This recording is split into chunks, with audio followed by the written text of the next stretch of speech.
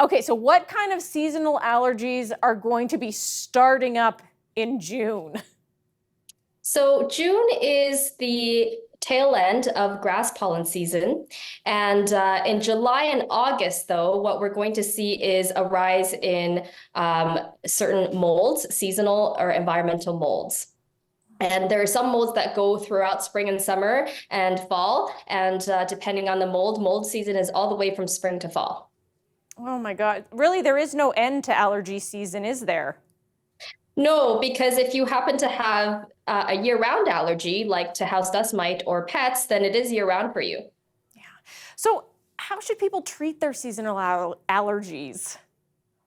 Well, the easiest thing would be to use medications to control your symptoms, and you can buy those over the counter. There are oral non-sedating antihistamines, nose sprays, or eye drops those things treat your symptoms. They're very convenient and generally very safe medications. But they don't change the fact that you're still allergic to your allergen. It just improves your symptoms so that you can go about your day and not be so bothered by them.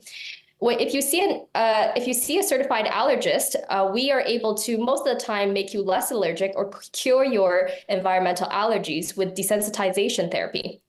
Did you say cure them? Yes, so not for everyone, but for someone who's the right patient, we can make you less allergic. So we desensitize you by exposing your body to small amounts of the allergens that you're allergic to teach your immune system to be less allergic or not allergic anymore. And it works for the majority of the patients who go on the treatment. So obviously, that's something that you have to go see an allergist for. You're not doing that on your own. No, absolutely not. It's not advised to. It should be done under supervision by an allergist, and it can be done in two ways. We can do allergy shots, which is something that's a treatment that's been around for many decades, or what's newer is allergy tablets. So now they make tablets to certain environmental allergens that you take underneath the tongue, and you do that at home on a daily basis, with the first dose being given in the doctor's office. And that desensitizes you in a very similar way that allergy shots can. Wow.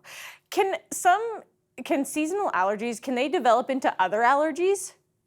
Yes, unfortunately they can. There's a very high concordance or very frequent association between people who have seasonal allergies and asthma. So environmental allergies can set off people's asthma, or people can develop asthma as a result of having environmental allergies.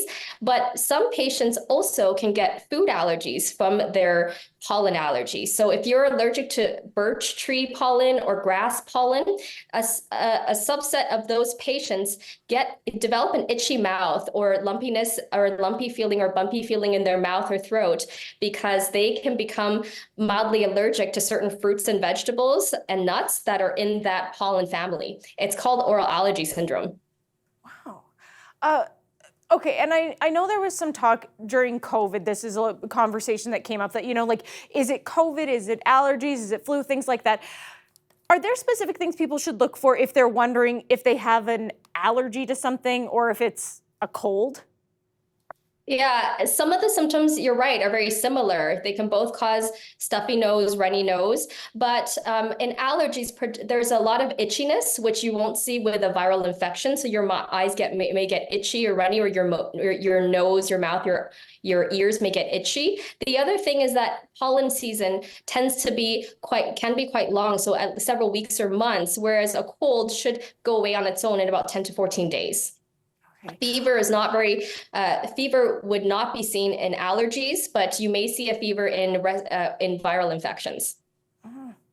And finally, are you seeing an increase in the number of people who have allergies?